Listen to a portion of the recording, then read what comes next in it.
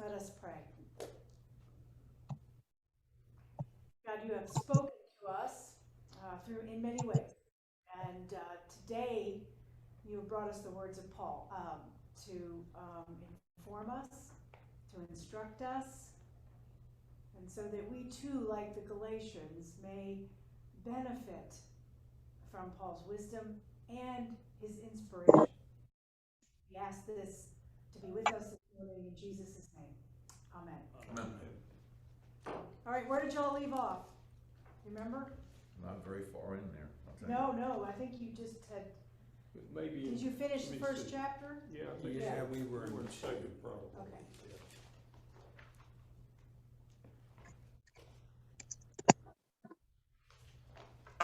Now, do you have questions that I may or may not be able to answer?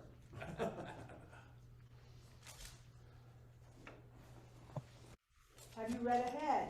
No. Yeah. Yeah. Oh, good. I've got some good students and some, not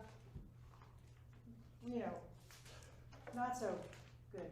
So you already know about Galatians in terms of its content, in terms of its structure, in terms of its place in history. I'm guessing Rob has covered all that with you all probably very, very thoroughly. Galatians is one letter we're quite sure that Paul wrote. I'll go back over that part. Some letters are in question, but we're pretty sure about Galatians.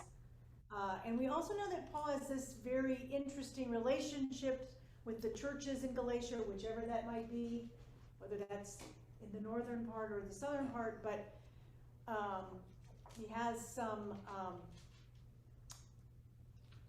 I'm interpreting here a little bit based on what commentators, that he forgoes a lot of the thanksgivings in the beginning of the letter that you might normally get, that you get in Romans, that you get in 1 Corinthians, right, where he thanks them for their work. He moves right on fairly quickly after we get through chapter 2 to talk about what yes, it's men's Bible study. Welcome. Good. Hey. Hey, I'm Allison. Call. All right. So he moves quite quickly into what he's worried about, what his chief concerns are. I think he has a real heart for the churches in Galatia and also a real concern about the future of those churches. Like he's writing from a place of deep, deep affection, but also distress. He's worried, and I hope you can hear that in his writings. He's worried because this fraction or fracture that's happening is real. And he uses circumcision as the way to talk about this most clearly, but he's also concerned about table fellowship and a few other things that are happening as people who were Jewish began also following Jesus, and how Gentiles were beginning to follow Jesus and what it meant to be a Christian follower of Jesus. So he's stepping into this very fraught, because he's not the only one facing this. I think back in Jerusalem they're facing it as disciples who are now possibly 15 to 18 years into this idea of what it is to be Christian, what it is to understand who Jesus was. So this is and not that we've ever stopped doing that, have we? We've never really stopped this. I know what we should do, and everybody who believes like me should go and let's all worship over here. And then maybe we're going to talk to those of you who are over here, but maybe we ain't. So, there's a lot of that, and that's been going on, I guess, probably since the beginning of time. Because we have egos invested, so chapter 2, that's my background.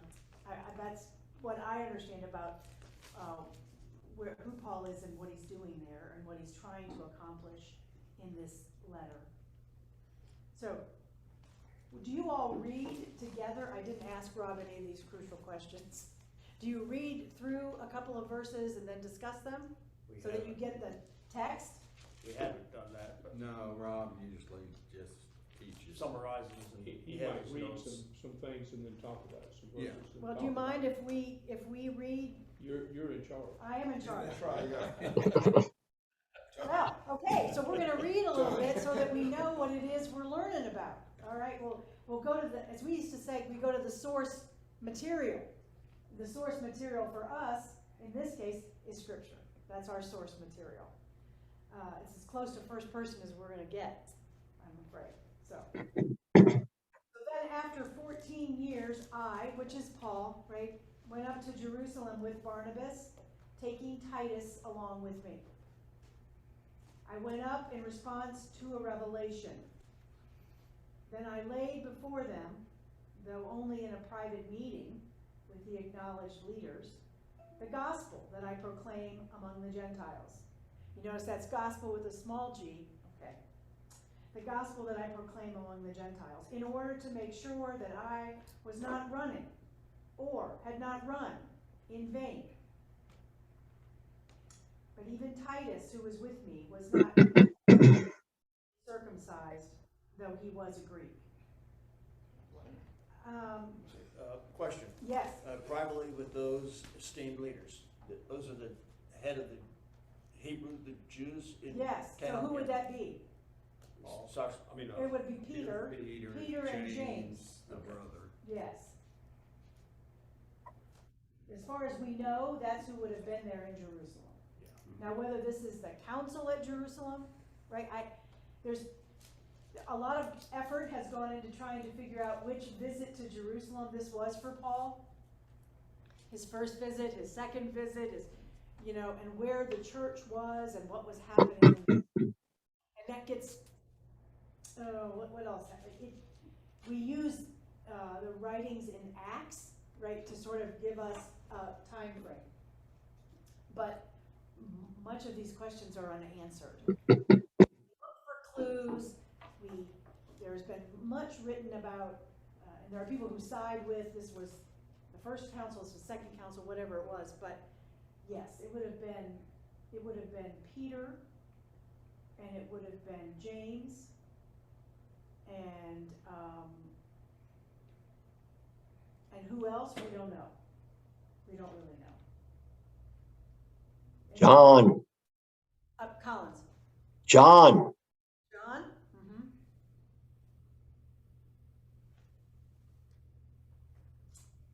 And he brings, now was he called? Had they sent him a letter and said, come to Jerusalem? There's some people who thought that he was coming to prepare something that he may or may not have said. Had there been some question of his fidelity? Had there been some question of his teaching? Had there been some question of how he was organizing the churches in Asia Minor, in Greece, etc., right? The places that he had been doing missionary work, if you will. Now I think most scholars think that wasn't the case, that he went because he was concerned about the break that had happened with Peter in Antioch. Apparently this whole table fellowship thing that had happened where he stopped eating with people who were Gentiles. Yeah. And I think he came because he wanted to weigh in on this subject of who's in and who's out, and how do we bring in new members, and how are we doing that? And so he brings with him Titus and Barnabas. And if my recollection might be a little sketchy here, but Titus is a Greek and was not circumcised, was a Gentile. Barnabas, of course, was a Jew. So he in good mediator fashion, he brings with him one on each side, right? He's got the team. He's not showing favoritism in one way or another. He's saying, these two guys are with me. And then, so maybe that gave him a little bit more credibility with that group gathered in Jerusalem. He wasn't just bringing a Gentile, or he just wasn't bringing a Jew. He was trying to bring both. And I have to imagine, from what we know of Paul, that he probably thought that through. Yep. And plus, I don't think if you're getting on a ship and you're going somewhere, I don't think he would have not thought about it. He had lots of time to consider what he was doing while he was getting there. He not like us, he couldn't just hop on a plane and get there. And so he makes a good, you remember in chapter 1, he's already tried to, his authority, remember he was trying to really set up his authority with the Galatians. Who I am, how I came to be where I am, and then he's gonna add to his credibility by sharing this story of something that's very similar to what they're going through. Right? He's trying to make a connection to them. This is a very similar thing to what y'all are experiencing. You're having this discord based on, who your mamas and daddies were, or how you were brought up. But we can go beyond that. And here's how I did that in a conversation with those who did know, right? Because part of his thing is like, he's always got Paul does carry a little chip on his shoulder all the time about his revelation, right? He didn't know Christ in the way that they knew Christ. So I think that no matter how much he's tried to overcome that, I have to imagine, maybe this is again my exegesis, but he's carrying that with him. And it's important for him to say, well, look, but I'm not just having these revelations on my own. I'm in contact with those who knew, with those who were there at the beginning, with those who started this church, right? So this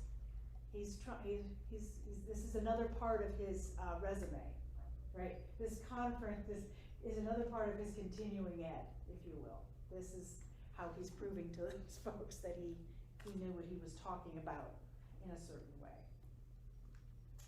So, this is this other part that begins on chapter 4.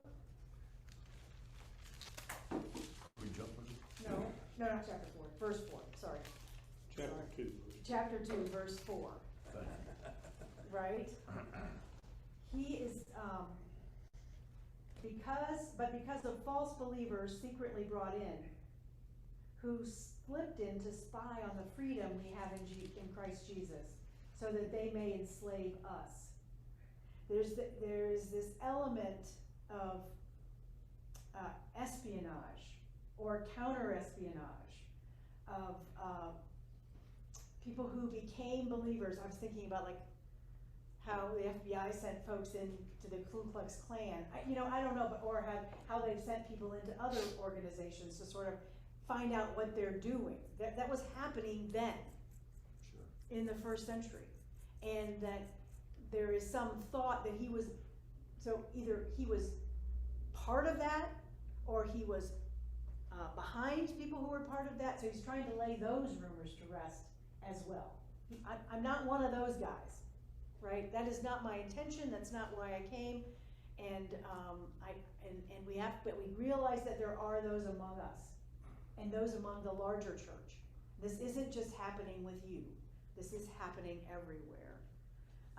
And it isn't, and some of it was about how do we understand what it means to believe in Christ crucified? Like that, this was big for him. Like, what does that mean? How does that change our world? He talks about it in circumcision, and he talks about it in the interpretation of the law.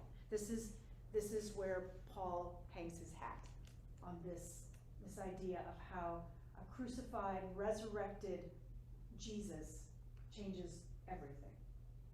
And we have to now see life through this new lens. And it's his attempt all the way through these letters and in his teaching and preaching to get that across. And I'm not sure that we, on the other side what we now call post-Christendom, if we understand what a challenge that was. What a difficult task that is. Because life is not the same, not just because of what we might receive, but because of how it changes the lens through which we see everything. And it's even difficult for me because I'm already living in this place. I've never not known the gospel of Jesus, right? So I don't know how difficult that might have been and the kinds of challenges one would have faced. And being alone kind of in much of that ministry. So, all right, that's verse 4. Are there any questions so far? Allison, going back to verse, let's see, the latter part of verse 2. Mm-hmm. My version says, the gospel which I preach among the Gentiles, lest somehow I should be running, or had run in vain. I'm intrigued by the use of the word running. You know, he talks about finish the race, that sort of thing. What exactly did he mean by running here? Well, my Greek is poor, very poor. I do not know what the Greek is for that word, running, but it does appear in most translations, right? So something's very consistent about that. It doesn't get reinterpreted in, sometimes, you know, if there's a question about a use of a Greek word, so running must be important, right? Like it does, because it maintains its meaning across translations and interpretations.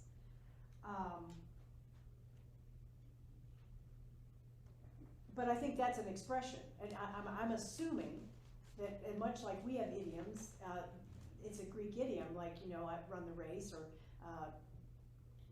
putting my nose to the grindstone, or I can't think of another example right now, but I think that must be it, right? He sees this as in a athletic contest sort of way. Didn't he compare that to like a marathon? Yeah, exactly. Yeah. Yeah. Knowing that it is something that we do that's strenuous, right? That requires, if anyone's ever trained for a race or some sort of athletic thing, you recall, you know, that it's easy to give up on sometimes. It's kind of like a journey. Yeah. I mean, a long race, a journey like that. That would give it a lot of, that would make a lot of sense.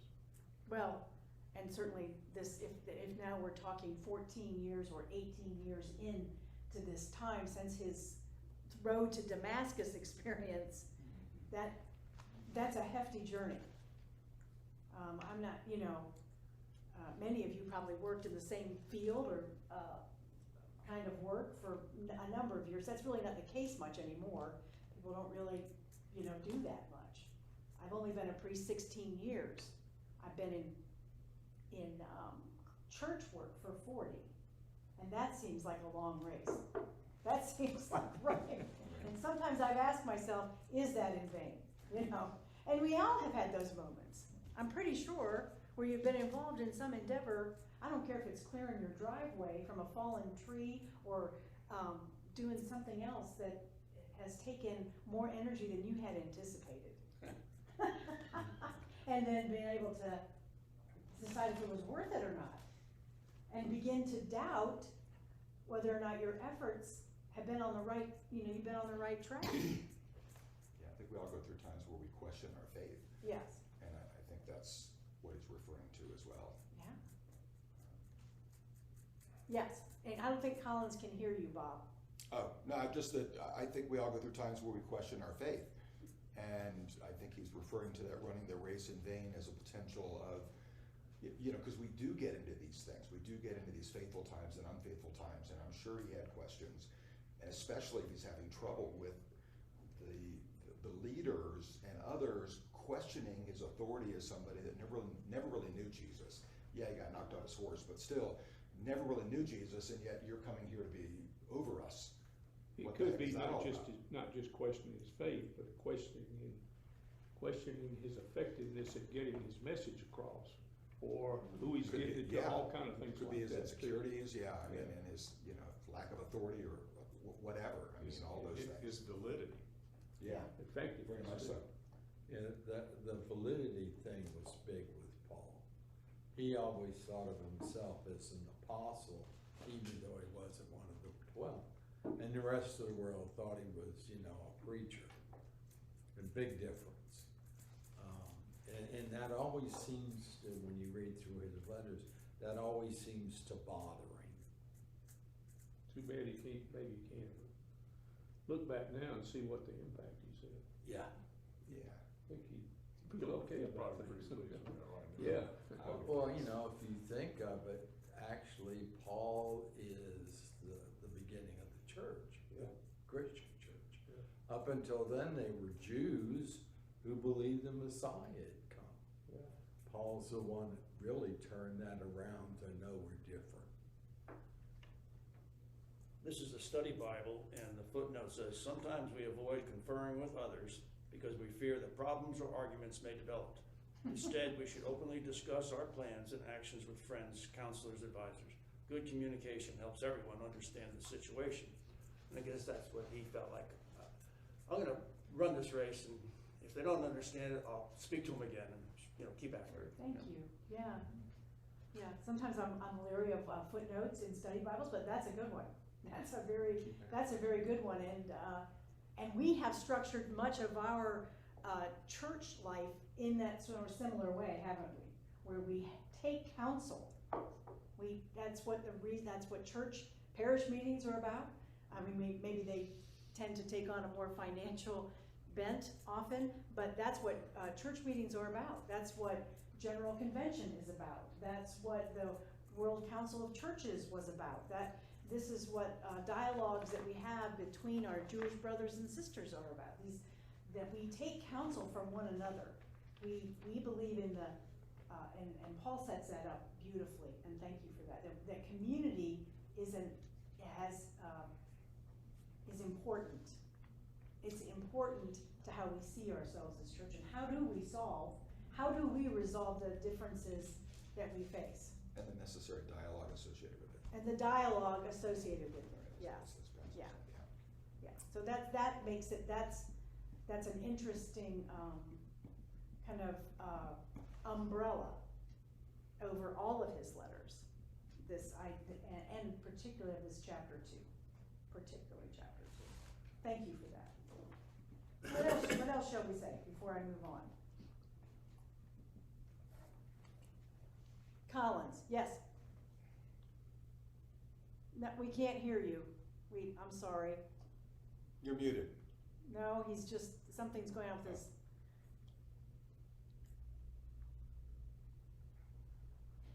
We can't lip read that well. No, we're not that So I'm good. thinking about it. Maybe you wanna write it out on a postcard, you could That's hold right, it you can up hold and it we up. could read it. I'm dying to know what you're saying, really, I am, I'm sorry we can't. I'm sorry that's not happening today. Technology. Yeah. It's so lovely. So frustrating. So we go on at verse 5. We did not submit to them even for a moment, so that the truth of the gospel, again, I noted this on my first reading, that he uses gospel in the sense of good news, right? Not kind of as we say it as the 4 books of the gospel writers. The gospel might always remain with you, so the good news might stay with you. So he also sees his role important for. We hear noises. He also sees his role as I'm going to use this word like cheerleader, but I don't mean it derogatorily. I mean he recognizes the space they're in and wants to say on their behalf that he's also taking their concerns with him, and he's concerned as well. So there's this. He has a mediator role that he takes very, very seriously, and he wants to be supportive of them. because he knows this is also challenging. If you're in the midst of a conflict, whether you've begun it, whether you've ended it, whatever it is, if you're in the midst of a conflict, it takes a lot of emotional and physical, spiritual energy, doesn't it? It's real. And it's hard to maintain that sense in the midst of that. Very hard. Anybody can talk about it. If you've been through, a change in leadership of a corporation, or any of those things, you've been through a divorce. Oh, for goodness sakes, all these things take a lot of extraordinary emotional energy. And it's hard to stay the course, to go back to running, right, to go back to that, it's hard to stay the course. Okay, Collins, I think we can hear you. Good, thank you. I'd like to focus on answering your question, essentially why. Paul wrote in verse 2 of the second Galatians why he did travel up to Jerusalem. And it's important not to overlook his declaration of why he did it. It wasn't because he'd gotten a demand from Peter and James and John in Jerusalem, come and meet with us. It was because Paul received a vision, a revelation. Revelation in this context is to indicate that it was a vision during his awake state as opposed to a dream in his sleeping state, and that this was a vision from God, in effect encouraging Paul to get up and go. So this wasn't just, if you will, of human design. This was God intervening in Paul's life at that particular time with a vision. And I think it's important to keep in mind that as we struggle in our choices, we sometimes overlook that God wants us to see God's will for us in these struggles. And you're welcome. Thank you.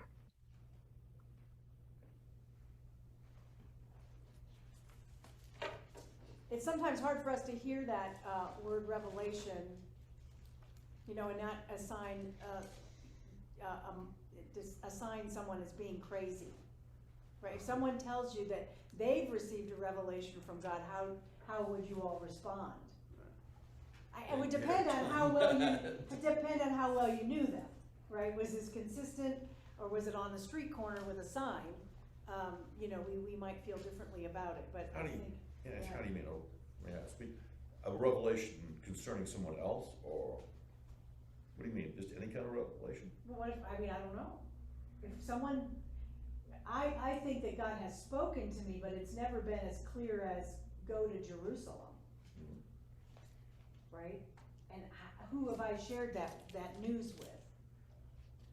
Well, hopefully in my preaching, I share that news. Some inspiration from the Holy Spirit. I consider that a word from God. But would I just walk up to someone I don't know and say, I've received a revelation from God about this community? I don't know. Maybe back in the first century, it was a lot more common for people to talk that way. We don't talk that way. We might call it something different. Vision. In my prayer time, I had a sense of, I've heard people say that, right? You may have had that sense of that. How about a vision?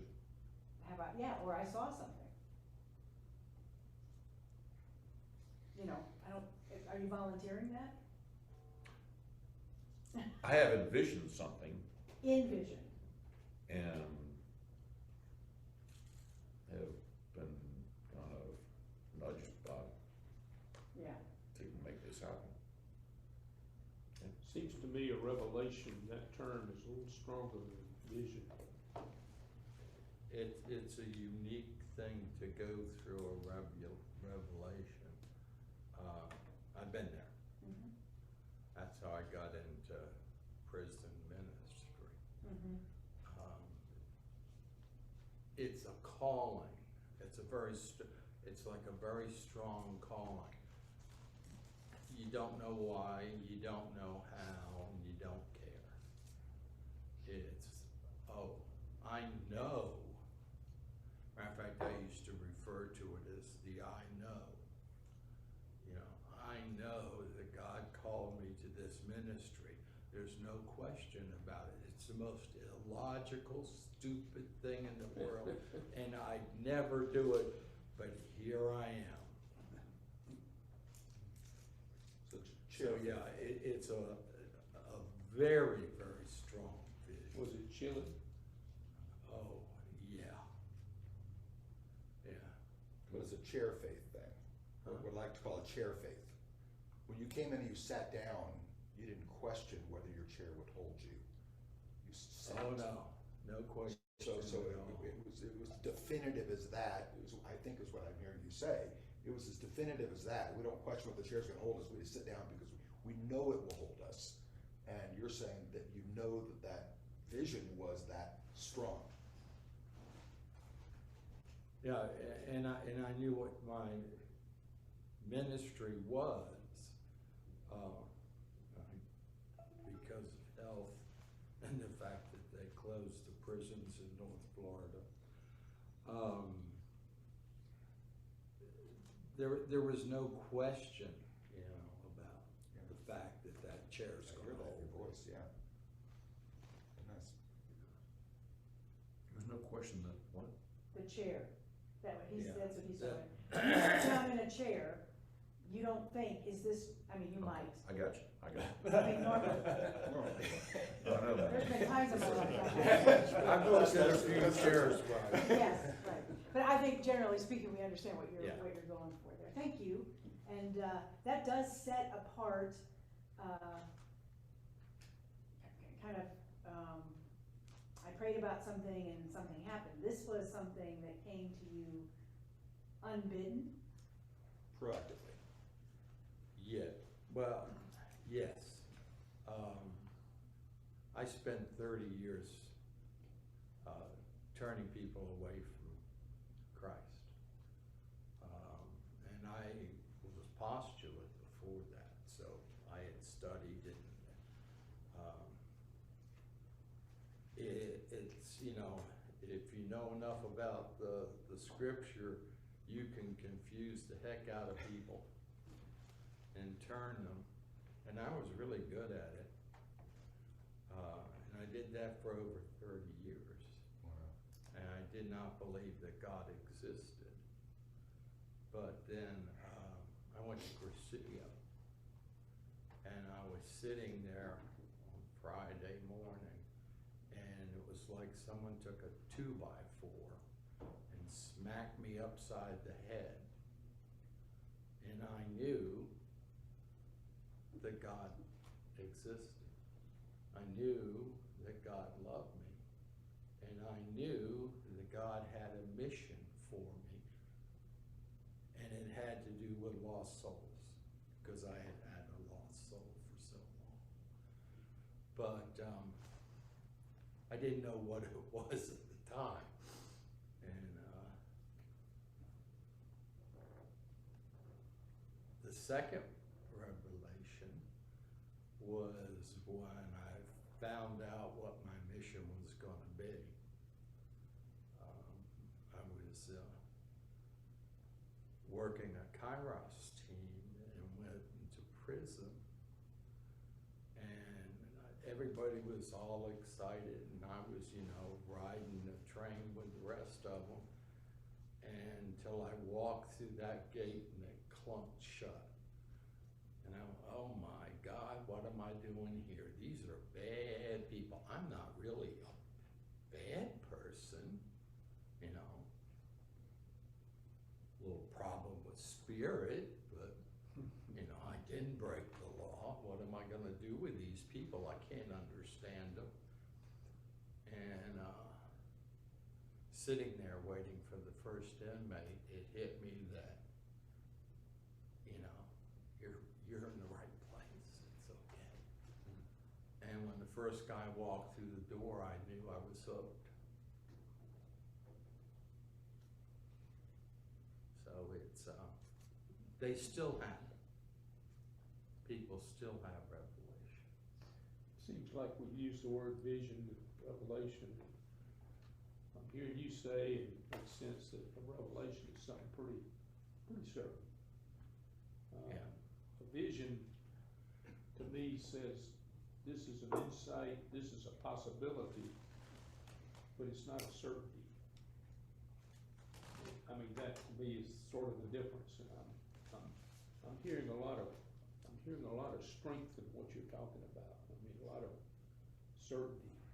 Oh, there's just no question.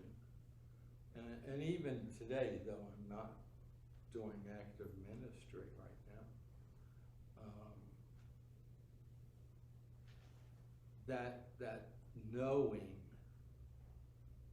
that Christ is in my life and that he loves me is just as strong. I don't think it'll ever go away. And I did that for 20 years, you know. I was in the prisons. Yeah. I worked as a chaplain in a couple of them. So it's something that, like you said, there's a certainty there that you don't even question. I mean, there's no way you can even question it. I bet you got chills like crazy when somebody who was, I'll say, a murderer and lost soul, and then they converted. And you were in that's just got to be awesome. It is, but you very quickly realize that you don't have anything to do with it. It's all in the Spirit's hands. Plant seed. All I'm is there to tell them who the Spirit is and stand back and get out of the way. Reminds But me of yeah, C.S. Lewis's story, right? Yeah, we had a guy, he was a gang leader at one of the Kairoses. I worked 38, 39 Kairoses. But we had, and he was known as a vicious and totally bad guy. And he didn't volunteer for the weekend. The chaplain sent him. Chaplain would always send 2 or 3 people that he wanted, hopefully, to meet Jesus. And we had a guy who stuttered and was beat up all the time.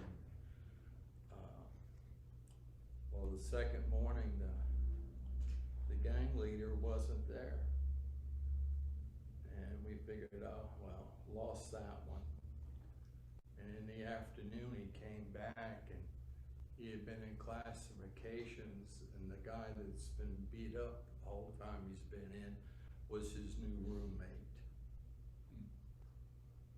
And he took him under his wing that day and protected him for the rest of his time in prison. When you see that happen, I mean, that's real. That's not some, prison churchgoer type thing. That's a real change in a man. And yeah, I've seen a number of times where, and maybe that's why, and for him, that was a revelation. Yeah. He didn't have to do that. It was stupid. He was big boss. But he took this poor guy in and protected him because God told him to do it. Sorry. No, I appreciate Don't be your sorry. honesty and thank you for sharing that. I think you can see just in the, not just emotion, because it's more than emotion, how Paul felt about these people. because of this revelation, right? Yeah. This is, if you get anything from the sense of your story and your life, is that he felt that way about these people. And so his distress over the thought that they may not come to know Jesus Christ was that strong. Yeah. Yeah. I think your description of your revelations here helps me at least, and maybe others, better understand what is how it's used here. Yeah. It wasn't just a vision, it wasn't just an idea, this was something much stronger, and it helps me to even understand better. Right. It wasn't just to protect the corporation, right? No. It was a very much And- deeper thing. Again, I think in Galatians, more than in his other letters, but Paul makes a very clear distinction between the importance of dogma and the importance of the Spirit. And of course, the Spirit's what really matters. These Jews that were forcing, if this Gentile wants to become Christian, he has to be a Jew first type thing. He fought that because it was the dogma that pushed it. It wasn't the love of Christ that pushed it. And we still have that, unfortunately, today. Yes, we do. Yeah. Yeah. Very much. A lot of, Yeah, a Bob. whole lot of it. It just occurred, do you think that we started this conversation talking about how we don't speak of revelations, and, we kind of perhaps poo-poo them or whatever? But I guess we can. And certainly we can, but my point being is I wonder if it's exacerbated in this time and age of truth is a bunch of opinions. There is no truth, and that is spouted so much in community where truth is a perspective, truth is an opinion, and so truth doesn't really exist. And so to have truth spoken is frequently looked down upon because truth is airy-fairy or something. What you want it to be, I think you're Yeah, trying, which is a horrible thing we've embraced because it has diluted And our faith. I wonder if it's really any different, because Martin Luther Yeah. wrote 90 pages on Yeah. just chapter 2 of Galatians. So it has, I think it has always been important, Yeah. right? And Yeah, it's always been difficult to discern what is that, and what is spirit, and what is law, and what is necessary for a community to exist together, and what prohibits a community from existing together. Yeah. So I think we feel it specifically because we have been privileged to witness that in the last 10 years or so, right? Like very obviously. I remember it was like Stephen Colbert in 2005 who talked about truthiness, the truthiness of something, right? And so that was way before any of the political stuff that we've seen in the past eight years or so. So, but he knew it's been a part of us for a long time, Okay, we have 3 minutes left. We did not do a very good job of covering the material, except I think you have a better idea of the setup and a better idea of what Paul's mission was and his intensity of his mission and how he knew that there was no other way to do it except to go through it. And he continues in chapter 2 to talk about all the things that have kind of stood in the way.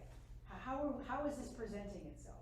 One of the ways it's presenting itself is this Cephas story about the sharing meals with people in Antioch, and then deciding that he can't eat with them because they're not really Jewish, or he can't, and this struggle it's real because that's what was there. That's who they were facing. You could put a different name on it if you wanted to take another slice from our modern history. You could put another name on it. But I don't have any examples to give you, but I'm pretty sure you could find one. You could find an example of a a group of folks who felt it was necessary. All right, we were talking Tuesday in lectionary class about the Episcopal Church, you know, since, well, I don't know, since when? Okay, since 1594, sometime like that, has said, in order to receive the sacrament of communion, of Eucharist, one must be baptized. Right? The church is now, and has been for some time, this is not a new conversation, it's what we call open communion. Who can receive the sacrament? My job is, you know, I see my job differently than some people, but I see the sacrament as an extension of God's love on earth. And I would not hold back love to anyone who would ask for it. Now, technically, that's not canonically, or that's not how we do church. So if I know you're not baptized, I probably shouldn't give you communion. I thought the General Convention relieves some of that. No. Because a It's lot- up. It's up, Is that they're what it talking is? about it. Because the church, I say they're talking about many it. churches you go to, that all Christians are, everybody's invited. Yeah. And some say Sometimes it's baptized worded that way, Christians. sometimes it says, Yeah, Yeah. the invitation, yes. the invitation is, like the clergy might say, all are welcome at this table. Right. I've said it. In the bulletin, it might say, all baptized Christians are invited to receive So it God's has changed. sacrament. Okay. I thought it had changed the General Convention, but No. obviously not. Okay. No, Interesting. because that's big. You know, we consider baptism the gateway sacrament. Once baptized, all other sacraments are available to you. Except if you wanna be ordained, you have to have been confirmed, but that's a minor thing. But, you know, so I know where I feel about it personally, but I also know what the church says about it. Right. Is that the same thing as, I think there's a lot of, it doesn't mean I don't value baptism, because that's what people on the other side of that I don't value the sacrament of baptism, that I don't see it as what it is. I mean, this would, but that's not true for That's me either. dogma versus spirit. Right, that's what I mean, it might be. Yes. I Feels might, that way. I might be, but it's only an example I'm thinking of at the moment. But we've done it about other things. Whether I could even be sitting here wearing a collar 50 years ago would have been a conversation, right? So. Still is in a lot of places. It can be. But, and so again, back to Bob's point, you know, what is truth? How do we discern spirit? How do we hear God speaking to us? What is it? And I'm someone who thinks prayer does that, like it opens me up to receive God's teaching. And yet, many revelation stories I've heard were not preceded by prayer. They were not preceded by an active period of discernment about what am I gonna do with my life. They were, someone hit you with a 2x4, Including right? Paul. Paul wasn't praying. No. Paul was just doing what Paul He thought he was was supposed to looking do. for somebody to kill. Right. So, you know, everyone comes to it in their own way.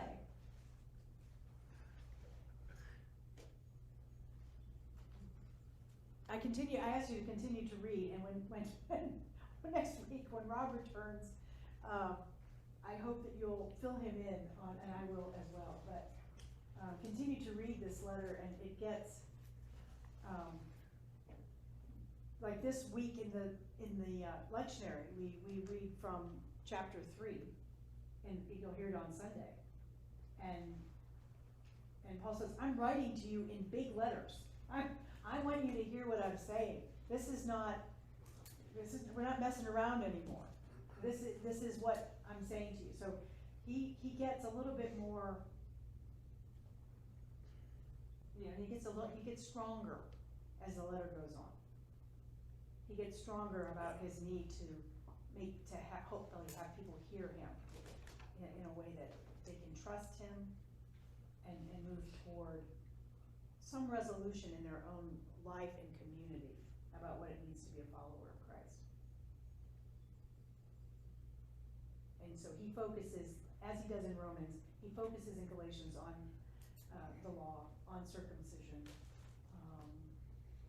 And he goes back, I think does he not, in Galatians goes back to Abraham a little bit Yes. and brings Abraham into the story. to sort of give it, you know, he wants to give it the historical oomph, to make his point about how God acted with Abraham before there was the law. You wanna hear a God moment before we leave? I'd love to, thank you. Yeah. I had a dog, Alan knows, her name was Honey, had her for 13 and a half years. And she passed away in February, or January. And we had her ashes and distributed them some down in Kiowa where we live. And then I brought the other half up here. I was gonna take them up to, at our place and distribute some there, and then take them up to Panthertown and go to Black Rock and distribute those ashes, the rest of the ashes there, because that, we love to hike with that dog and that sort of thing. And so I'm up there in Panthertown, sitting on Black Rock, come down to Black Rock, there are 4 ladies and a guy on the main part of Black Rock, and there are 2 places that are pretty good to sit if you've never been there. And I'm sitting on the other side because I thought, well, I don't wanna go distribute the ashes where all these people, they don't know me, and I don't wanna do that. And the guy had a dog, and so I'm sitting on the rock, kind of waiting for them to leave and praying. And the guy's dog comes over to me, and he sits down. I've never had somebody else's dog come and sit down next to me in 70 years of hiking, never. And this dog comes over and sits down, and she just sat there, and I'm patting her for 15 minutes. And it was a God thing, because, I mean, it was really like Honey had just plopped right next to me. And I've never had anything like that quite happen. That was a God moment right there. I knew it was. I'm praying, the dog comes over, and it's like, here I am. Couldn't believe it. So, yeah, That's wonderful. it was pretty good. Finally, the group left, and I distributed her ashes. Thank God. Great. Yeah. Thank you for sharing. Yeah, if Yeah. we're paying attention, Yeah, right? yeah. Yeah. Sometimes we Comfort. miss them because we're not paying attention. Yeah. I think that's really cool. Well, thank you all.